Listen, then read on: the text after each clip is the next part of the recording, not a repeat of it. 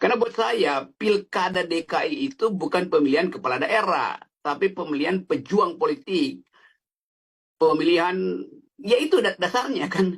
Jadi harus dianggap bahwa ini satu ujian baru. Apakah Anies menang atau kalah, tetapi dia mesti ada di situ sebagai pejuang politik, bukan sebagai gubernur. Gubernur hal biasa aja tuh, apa pentingnya jadi gubernur hari-hari ini kan. Tetapi yang ada di depan kita adalah kerusakan infrastruktur politik, kerusakan lembaga-lembaga politik. Itu yang mesti kita benahi itu. Jadi Anies itu kita tugaskan untuk membenahi negara melalui kedudukan dia sebagai gubernur. Tetapi tentu dia nggak bisa lakukan semua kan.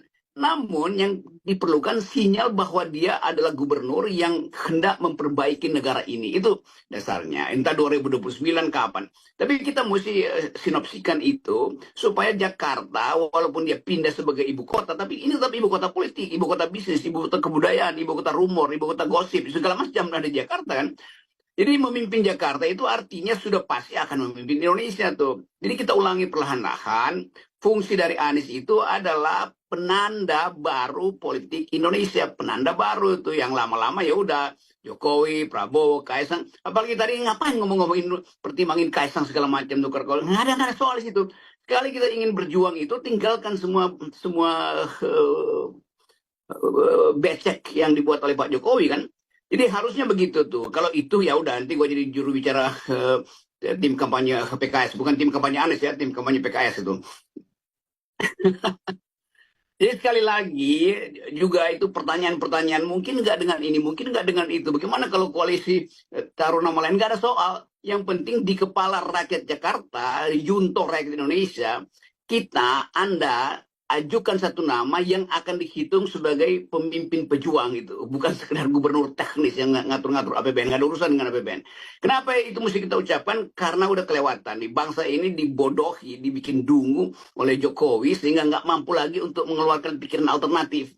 Soal pilkada ini cuma soal pemilihan presiden, gubernur, bukan. Ini pemilihan cara berpikir baru tentang politik. Pemilihan pemimpin yang mampu untuk berjuang habis-habisan itu. Jadi kita mulai dari Jakarta itu. Jadi penanda itu ada di situ. Ridwan Kamil ya nggak ada. Ridwan Kamil nggak punya kualitas itu atau kapasitas untuk jadi pejuang atau penantang, malah itu dia orang mediocre juga sebetulnya kan.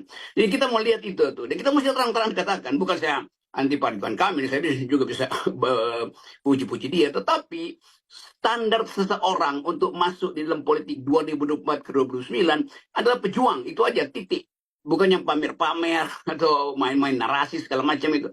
Orang yang punya ide dan mau mengatakan bahwa saya mau bertengkar dengan ide yang tidak menghalangi saya. Nah, saya mau dengar itu dilanjutkan ide-ide soal desak Anies yang sudah dibuat dengan baik sebetulnya tuh. Jadi sekali lagi poin saya bukan soal kalkulasi kuantitatif, tetapi kalkulasi untuk menghasilkan seorang yang dalam kualitas apapun berbeda dengan Prabowo, berbeda dengan Jokowi, dan berbeda dengan siapapun. Apalagi dengan Ridwan Kamil.